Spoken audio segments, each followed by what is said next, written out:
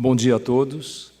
É um prazer enorme participar desse congresso e ter a oportunidade de falar para vocês um pouquinho da minha prática, do meu conhecimento. Queria agradecer aos colegas que falaram antes de mim, Dr. Daniel, Dr. Isley, a coordenadora da mesa, a Maria Beraldo, e falar que é muito chato ser o último, né? Eu poderia já encerrar por aqui, porque os colegas já falaram e explicaram de forma brilhante questões práticas, questões da medicina tradicional chinesa, atualizações a respeito da obesidade. Então, antes de começar a falar sobre o tema, eu queria fazer minha propaganda. O ano que vem nós vamos ter em Vitória. Quem não conhece não sabe o que está perdendo, está perdendo muita coisa. É uma cidade muito linda. Eu moro em Vitória já há 16 anos. Tenho um amor e um carinho muito grande por essa cidade. E vamos ter agora, no feriado de Corpus Christi do ano que vem, um congresso que vai ser o primeiro congresso regional sudeste. A acupuntura tem o congresso nacional, que normalmente se junta com o internacional. Temos o congresso sul e vamos fazer o nosso primeiro congresso sudeste. Eu gostaria da participação de todos vocês lá. Vamos ter um congresso muito interessante, onde nós vamos unir a classe médica, não só de acupunturistas, mas os colegas não acupunturistas. Vão estar trazendo palestras, pessoas que têm renome no Brasil e internacional, nos colocando a par, e juntamente com os nossos colegas, obviamente, médicos acupunturistas, acupunturiatas. E teremos tempo também para passear, teremos tempo para para andar pela cidade, conhecer a parte de montanha do Espírito Santo, que é muito linda, enfim. Então, vocês todos estão convidados, vai ser uma honra muito grande para nós, do Colégio Médico de Acupuntura do Espírito Santo. Temos vocês lá conosco. Bom, o tema que eu vou falar é obesidade, visão prática para emagrecimento e acompanhamento. Eu gostaria, antes de começar a falar, fazer algumas considerações importantes. Eu comecei a conhecer a acupuntura fazendo tratamento de obesidade. Vou explicar. Tinha um colega, bem mais velho do que eu, que é ginecologista, que eu conheci logo que eu me formei, minha formação é de pediatria, e me convidou para fazer um consultório com ele. Logo que eu me formei, eu fiquei um tempo depois de desistir, porque a minha ideia era me especializar, fazer residência, pegar título de especialista. Mas, depois de alguns anos, eu reencontrei esse colega e ele estava fazendo acupuntura. Na realidade, ele só fazia auriculoterapia. E, praticamente, para duas coisas ele trabalhava, com obesidade e tabagismo. Me convidou para comparecer lá, eu não acreditava, era bem cético em relação a isso, mas, por consideração, pela amizade, acabei indo e lá eu vi coisas muito interessantes. Comecei a frequentar o consultório dele, comecei a aprender algumas técnicas de aurico e comecei a fazer tratamento de obesidade, e com resultados realmente muito interessantes. Foi aí que começou a minha vida de acupunturista. Resolvi não parar por aí, resolvi fazer o curso centeral com o Dr. Isal, isso nos idos de 1993, e comecei, então, a gostar da acupuntura, a praticar a acupuntura. Hoje não faço só, apesar de estudar bastante essa parte de obesidade, mas comecei por aí. Então, a obesidade é uma coisa que eu já pratico já há mais de 30 anos. E o que eu queria fazer a consideração é o seguinte, começar por uma questão, o ato de comer. O ato de comer ele não é apenas uma questão de subsistência. O ato de comer ele passa por uma questão social, econômica, socioeconômica, é uma questão emocional, é uma questão... É muito amplo o ato de comer. E nesse aspecto, nós aprendemos desde pequenos que comer é bom, comer faz crescer. Você precisa comer para ficar forte. E isso vai sendo colocado. Eu, como pediatra, via muito disso. As mães não queriam crianças saudáveis, as mães queriam crianças gordas. E desde pequenininha, meu filho está amamentando o peito, ele mama bastante, mas ele está magrinho. Aí, quando eu ia olhar o pai e a mãe, os pais eram gordos, a criança era normal. Para eles, o parâmetro é que a criança estava magra. Tem que comer, é importante comer. E comer é saúde. Olha que menina saudável, olha que rosto bonito. Então, a gente aprende isso desde pequenininho. E comer também atende às nossas necessidades hedônicas mais imediatas. É prazeroso. E comer também alivia algumas tensões, ansiedade, frustração, angústias. Em resumo, comer é bom pra caramba. É muito bom comer. É prazeroso comer. E é um prazer que todo mundo tem acesso. Só que tem um detalhe. Na medida que as populações mais carentes, né, foi se erradicando, de uma certa forma, a miséria, e as pessoas passaram a ter mais acesso à comida, começou-se a comer demais. E começar a comer demais, gerar aquilo que o doutor falou, um balanço energético positivo. Hoje, o nosso maior problema de saúde em relação à alimentação não é a desnutrição, é a obesidade. Calcula-se que na América Latina, mais de 200 mil pessoas vão morrer no ano em função de complicações da obesidade. E aí tem a questão estética também, né? Vocês conhecem alguma mulher que não queira emagrecer 3 quilos, independente do peso que ela esteja? Então, existe essa questão, né? Você pode perguntar, está bem? Não, você está bem. Mas se eu perdesse 3 quilos, eu ficaria melhor. Né? Então, existem questões estéticas, existem pressões sociais, né? Comportamentos, existe uma série de questões relacionadas a isso, que faz com que, quando você vai falar sobre obesidade, o auditório fique lotado. Né?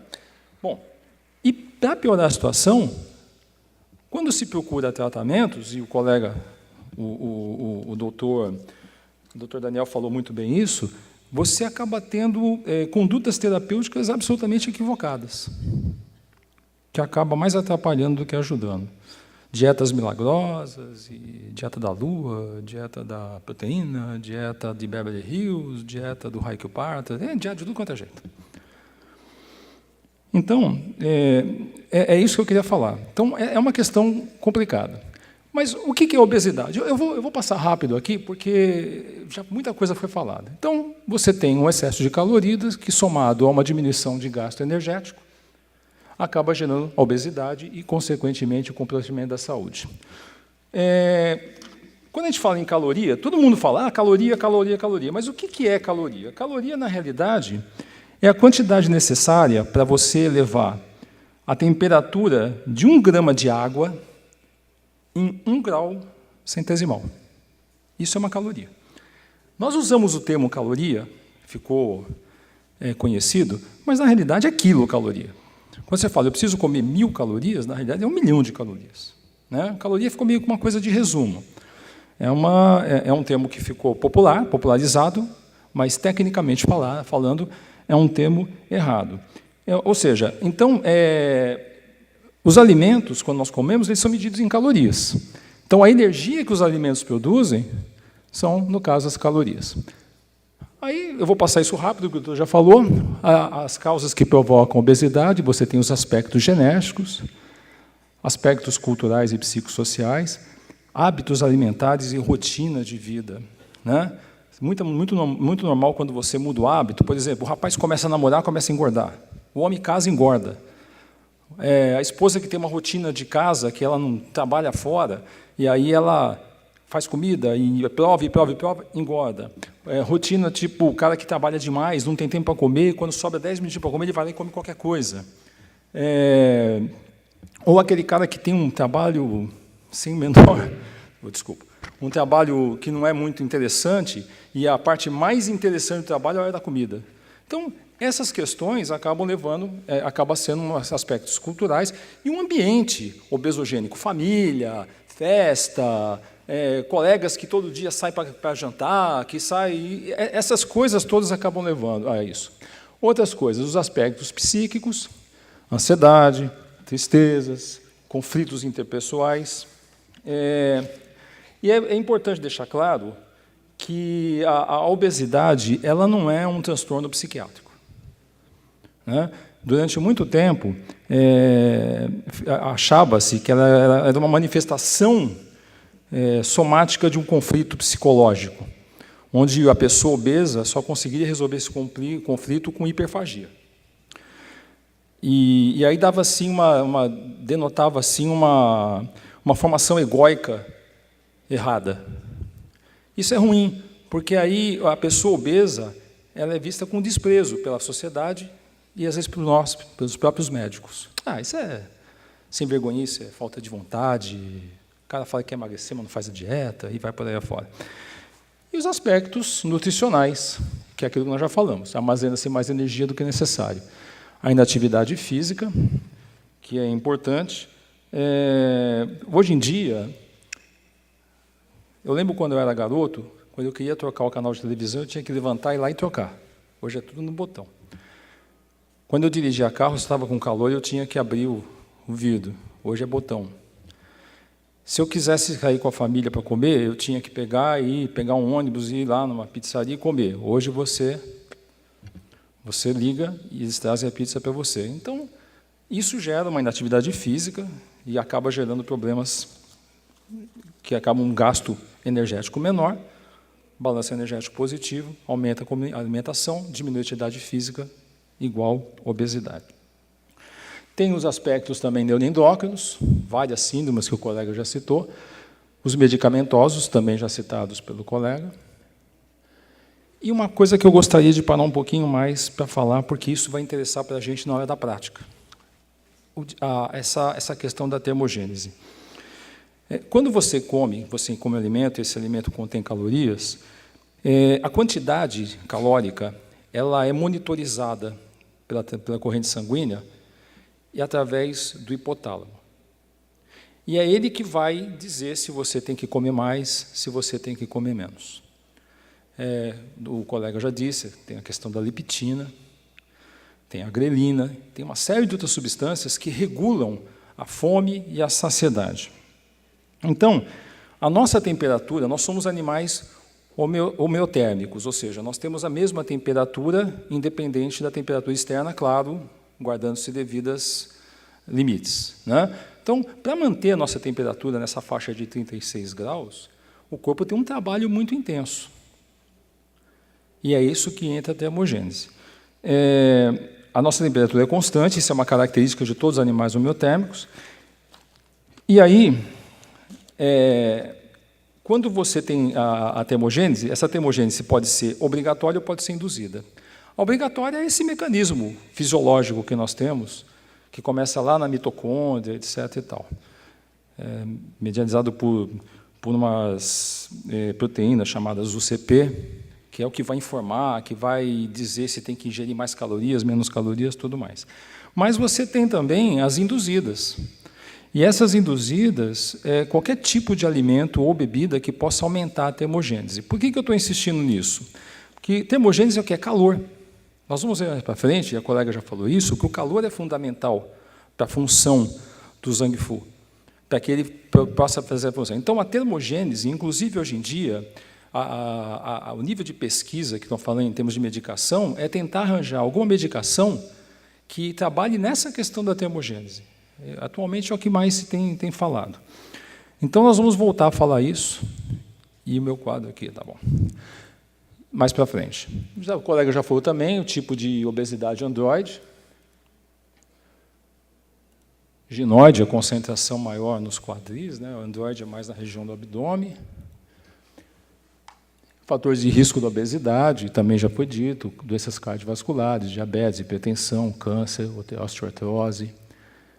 E o diagnóstico quantitativo, através do índice de massa corporal, aquela tabelinha que o nosso colega já falou, índice de massa corporal, peso dividido pela altura ao quadrado, e ali a classificação, e a bioimpedância, que tem sido usada também. Alguns aparelhos, hoje em dia, usam a bioimpedância para poder determinar com mais precisão a massa adiposa e a massa magra. E, a partir daí, você estabeleceu o tratamento. Também existem outros parâmetros, né? Em homem, a bioimpedância é mais ou menos isso. É aceitável homens com 25%, né, de gordura e mulheres com menor de 33%. E existe a qualitativa, que é a relação cintura-quadril, que aí homens abaixo de 0,9, mulheres 0,8, e a circunferência abdominal Homens abaixo de 95 centímetros, mulheres abaixo de 80 centímetros. Tratamento passa pela dieta, aí tem várias dietas. Eu, particularmente, eu proponho uma dieta de... Bom, aqui a gente vai ser rápido. Obesidade é a forma da pessoa, né? Quando se fala em forma, se remete ao movimento terra, que remete à umidade e ao baço pâncreas. Tá? Uma das funções do PI, do baço pâncreas, é metabolizar a umidade. Então, quando essa mobilidade, através de uma ação do baço pâncreas, se transforma em secura.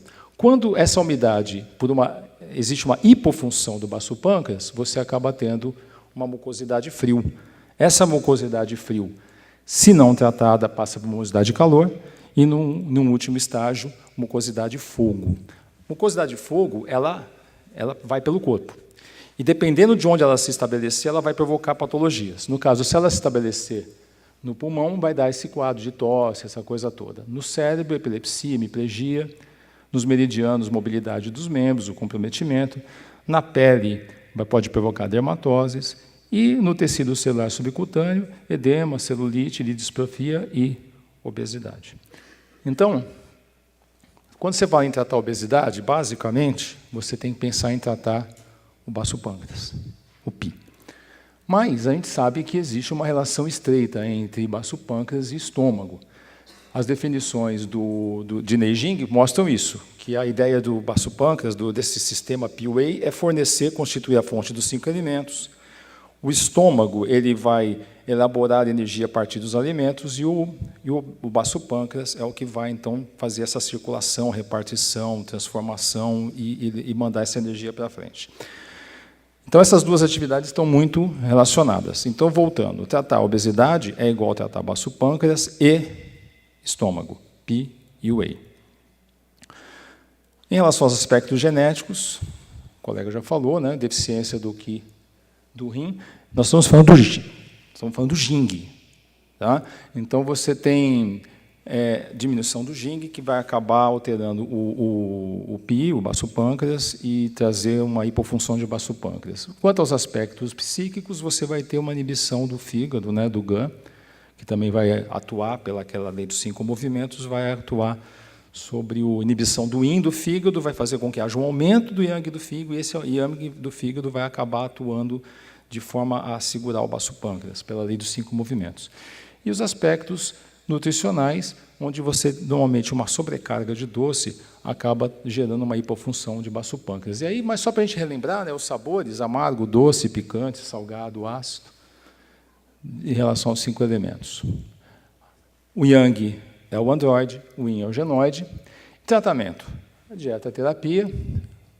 Por que priorizar o sabor ácido? Estou falando do sabor agora, o sabor ácido. Porque, como nós vimos, o sabor doce, ele sobrecarrega o baço pâncreas.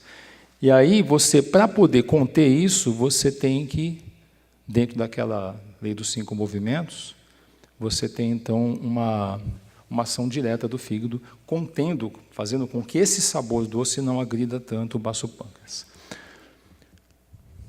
Acupuntura.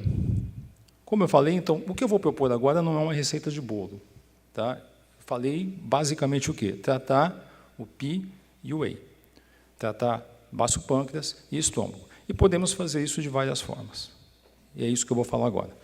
Uma técnica é a técnica Shumo, onde você pode fazer o Shu dorsal do baço pâncreas, B20, e o Shu dorsal do estômago. E o Mo do baço pâncreas, F13, o Mo do estômago, VC12. Pontos-fonte, o próprio nome está dizendo, né? É uma fonte que vai dar mais energia, que no caso do baço pâncreas é o BP3, no caso do estômago é o E42. E estimular o aquecedor médio. A gente não tem que lembrar da questão dos aquecedores, né, do triplo aquecedor. O aquecedor médio é composto justamente pelo estômago e pelo baço pâncreas. E essa questão, a teoria do triplo aquecedor é interessante porque ele tem uma função yang, ele leva calor, e ele também tem uma função yin, que é a água. Ou seja, na realidade, por ser um canal yang, ele leva água. Então, o que acontece? É uma água aquecida. Se você estimula o aquecedor médio, você acaba melhorando a circulação de uma água aquecida. É justamente aquela questão da termogênese que a gente está falando, que vai fazer com que os órgãos, que o Zangfu funcione de forma mais adequada. E aí você vai usar o Shu dorsal do TA, que é o B22, e fortalecer o BP, o PUA, fazendo E25. E aumentar a concentração também do TI de baço pâncreas e estômago, VC12. Mobilizar o fogo ministerial, se eu for explicar agora, eu vou levar um tempão. Depois, se vocês quiserem, eu explico para vocês. Sobre fogo ministerial, usar desses pontos. Né? Nesses primeiros 4 pontos, que são os pontos dorsais, né? O Shu, né? Shu dorsal, B13, B14, B15, fazer moxa. E agulhar os pontos seguintes. A energia de nutrição, né? Para que essa nutrição chegue ao Zangfu de uma forma mais adequada, você trata o Yang Ming, pode usar os pontos de G4 e 36, o Wei Qi, que é a energia de defesa, né, na formação do Wei Qi você pode usar o ponto VC5, e na circulação os chamados pontos trânsito.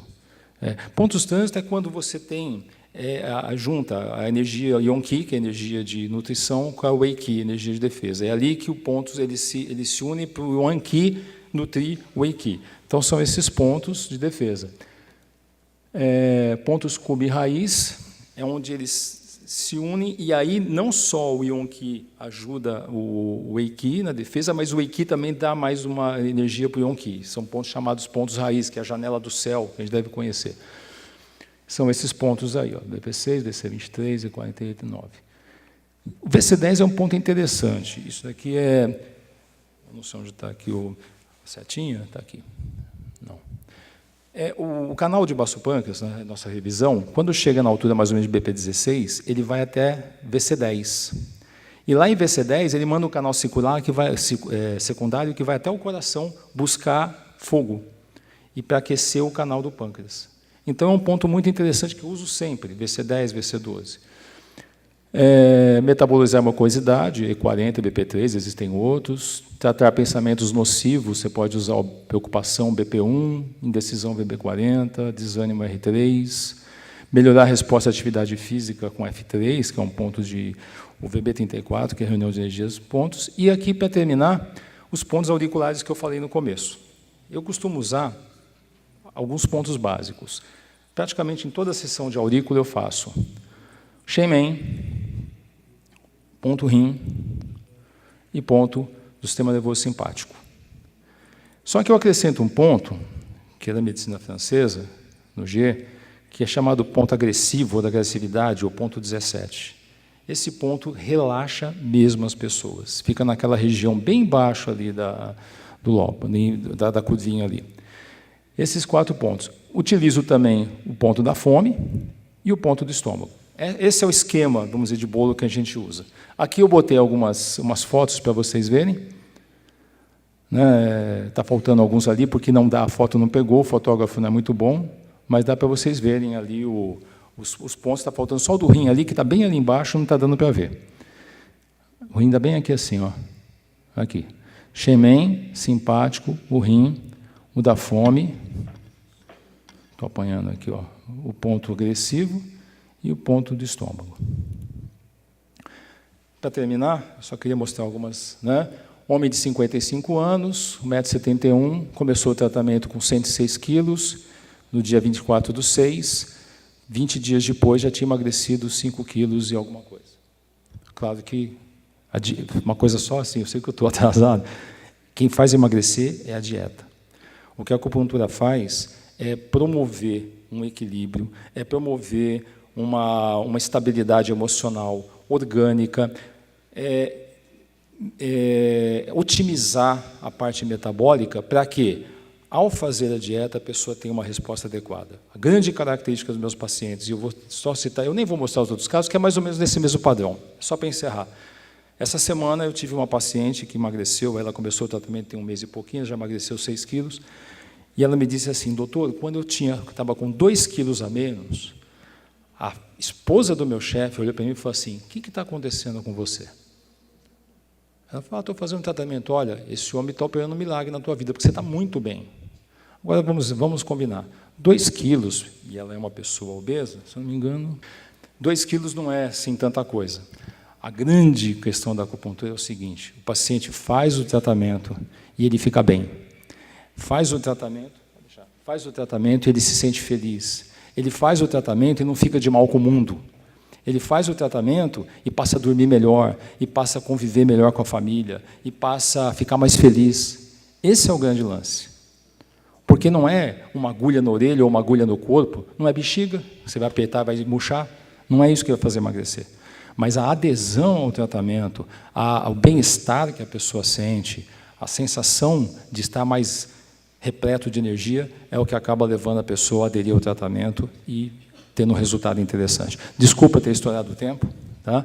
Mas eu agradeço mais uma vez a vocês pela atenção.